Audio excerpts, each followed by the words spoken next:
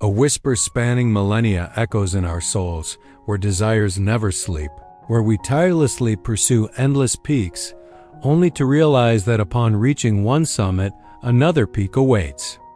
We are travelers in the desert of life, carrying empty flasks, constantly filling them with the bitter, salty water of instant gratification, water that only intensifies the burning thirst, much like Alan Watts described.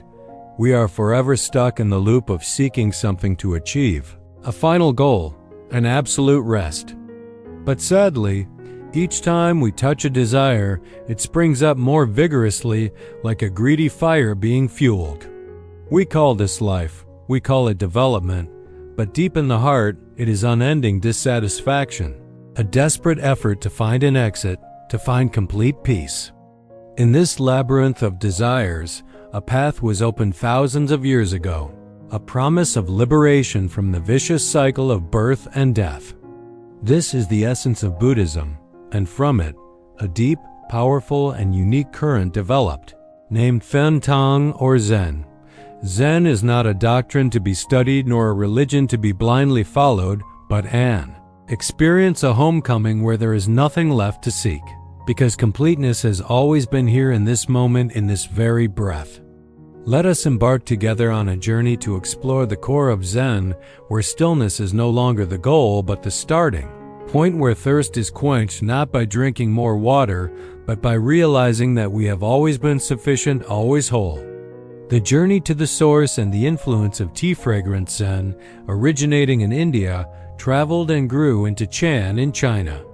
Subsequently, in the 12th century, thanks to masters like Eisai, it reached the land of Fusang, Japan, and flourished under the name Zen, a gentle name imbued with the spirit of Eastern philosophy. What defines the unmistakable difference and beauty of Zen is its harmonious blend with Taoism and Confucianism, ancient Chinese philosophies, especially Lao Tzu's concept of wu-wei, effortless action, the relinquishing of all willful interference. Zen has permeated every corner of Japanese culture, not merely confined to temples, but becoming the soul of the tea ceremony, shanoi, calligraphy, and the spirit of Bushido martial arts, transforming everyday life into a profound method of meditation where beauty and presence are one. Zen differs from other traditions like Theravada or Vipassana in that it does not view enlightenment, nibbana, as a gradual process of accumulation through many years of strict practice. Instead, Zen believes in a sudden awakening light, a shocking moment potent enough to change everything. Satori. The sudden shattering of illusion in life. We often hear about the gradual path, step by step, like the clouds slowly dissipating to reveal the blue sky. This is the approach of many schools, requiring patience and persistent diligence according to the Eightfold Path. But Zen opens up a different prospect, an experience called Satori, the sudden enlightenment. It does not arrive slowly but like a lightning bolt across the sky, unannounced, unprepared. Imagine you are living under a sky covered by a thick layer of clouds made of anxieties, concepts, and seeking. With the gradual approach, you must wait for each small cloud to disappear. But with Satori, suddenly, a strong wind, a storm of the soul, blows through, sweeping away all the clouds in an instant. The deep blue sky, the raw and clear truth, is immediately revealed. It is a profound and radical experiential shift. Satori is the moment the curtain of illusion regarding a separate, fixed, and eternal personal self is torn apart.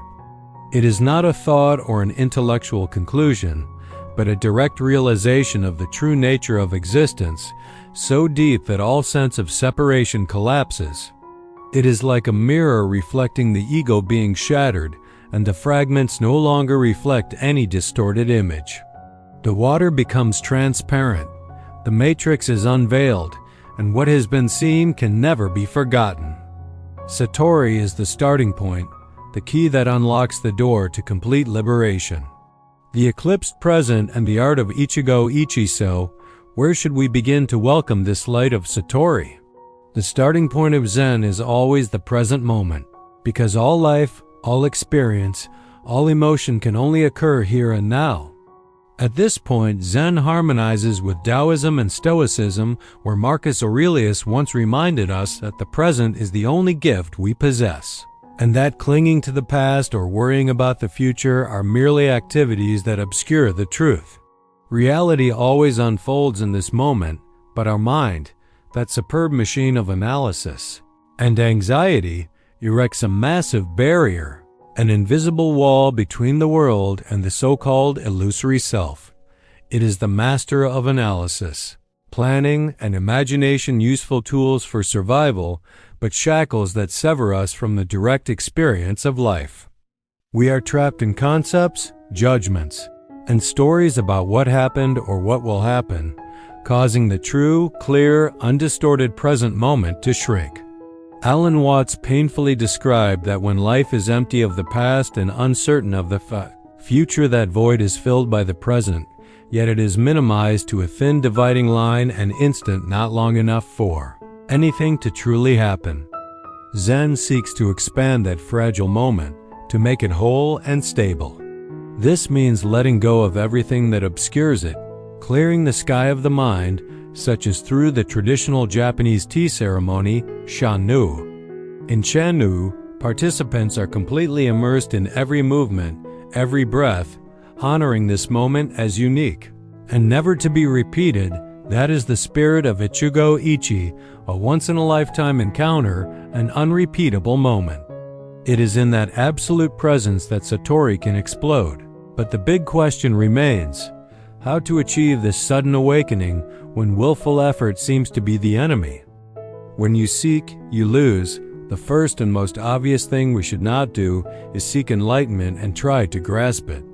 This is the biggest trap people often fall into. In Zen, Buddha nature does not need to be attained, it is already there. We merely need to break the illusions the mind creates to see it. One of the greatest illusions is the false self, the notion that there is a separate, isolated, and persistent individual I. This self exists only in abstract concepts. It is an extraction of memory and experience, like the illusory circle of fire created by a torch spun rapidly in the dark. The ego is not an eternal entity. This illusion becomes disastrous when the self begins to crave enlightenment. The self yearns for it but cannot attain it, because enlightenment is precisely the dissolution of that self. The ego cannot think outside of itself. It cannot conceive of enlightenment because enlightenment lies beyond all concepts and thought. It is the barrier that must be dismantled, but it can only imagine itself being part of the liberation feast. It is like a bully waiting for a party he is not invited to. The party is enjoyable precisely because he is absent. His absence is the reason the party is perfect. Zen Master Locke to affirm that true nature is mind, mind is Buddha, Buddha is Dharma. The student should not use the mind to seek the mind, use the Buddha to seek the Buddha, or use the Dharma to seek the Dharma. We need to suddenly realize no mind and suddenly achieve stillness and silence. The sword cannot cut itself. Teeth cannot bite themselves. The mind seeking enlightenment is just another construct of the mind, the very thing preventing enlightenment. Therefore, when you seek Buddha nature, you will lose it. The mind's grasping to become enlightened is the reason you are not yet enlightened. If you try to understand the true Dharma better, do not grasp the Sangha. You should realize that there is nothing to seek. Also, do not grasp the Buddha or the Dharma, because once again, there is nothing to seek. Mu, the art of transcending logic and absolute direct experience, and then we come to the ambiguity, the core paradox of Zen.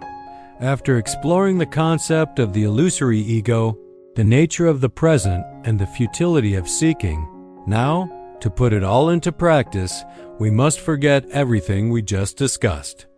Throw all that theory into the trash.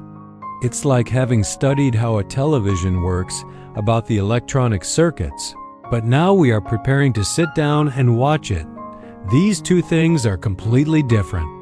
One is explanation, intellectual understanding. The other is attention, direct experience. The self, Concepts, grasping, overanalysis all must go, but we cannot use our own mind to eliminate them. We need to see through its illusions. That is why Zen masters often speak about Zen as little as possible. Repeating Zen concepts is nothing but drowning in the mind, which is the very problem they are trying to solve. We need to stop seeking, not just seeking enlightenment, but seeking anything at all, because the act of seeking is driven by a constantly dissatisfied ego. In Zen, meditation techniques are used to dissolve the clouds of illusion so the sky of awareness becomes clear, as Thomas Merton described. Buddhist meditation, especially Zen, does not seek to explain but seeks attention, to be aware, to be awake, in other words, to develop a consciousness that transcends the deception of linguistic formulas or emotional agitation. Deception about what? Deception about grasping itself authentically, deception caused by distraction and heedlessness from what is actually present, which is consciousness. This process seems gradual, which appears to contradict Satori being a sudden event, but the preparation for the state in which Satori can appear is a gradual cultivation process, while Satori itself still happens abruptly. We never know when it will arrive. Zazen, or seated meditation, is a core method. The goal of Zazen is to develop deep concentration, single-pointedness, or ekagata, a state of mental stillness, a harmony between physical and mental energy. Unlike ordinary concentration, this single-pointedness occurs in a relaxed, effortless way. The present moment becomes powerful. There is clarity, without the mind's illusions. When single-pointedness reaches a sufficient degree, the practitioner often begins practicing koans, strange, profound dialogues aimed at stripping bare Zen teachings, used to test the practitioner's insight, but also a tool to move closer to liberation. Koans are subtly created to pierce rational thought, to trap it, to exhaust it, and only then can the practitioner experience what lies beyond the scope of reason. Take the classic koan of Zen master Joshu, Zhao Zhou, as an example. A monk asked Joshu, a Chinese Zen master, "Does a dog have Buddha nature?" Joshu replied, "Mu." Without context, the answer mu seems incomprehensible, but it points directly to the Buddhist doctrine of sunyata, emptiness, negating any fixed essence behind phenomena, including the concept of Buddha nature. Joshu's answer challenges the notion of seeking a true nature. There is no concept of true nature. There is only this direct experience transcending conceptual thought. However, when I describe and name it, I have once again succumbed to the illusory nature of the mind. I am trying to wash blood with blood. In essence, Zen is not a collection of ideas or concepts. It is about direct experience, something beyond words and incapable of being fully grasped by the thinking mind. This experience is not something I can seek, because I cannot even understand what I am looking for. And so, the best way to describe Zen is perhaps the silence of a healed heart that has found absolute rest in this very moment, ending the thirst by realizing that it was never truly thirsty. We have spent our lives running, searching for the light on a distant horizon, but Zen whispers to us that the light has always been here, reflected from the clarity of your own soul. No need to travel 1,000 miles, no need to accumulate countless merits.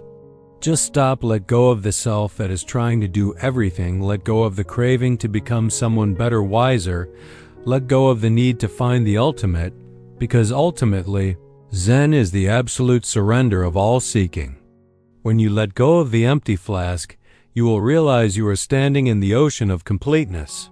The peace you seek is not the reward at the end of the road, but the road itself dissolving, the effortless realization that you have always been home, always been the Buddha, always been the Dharma.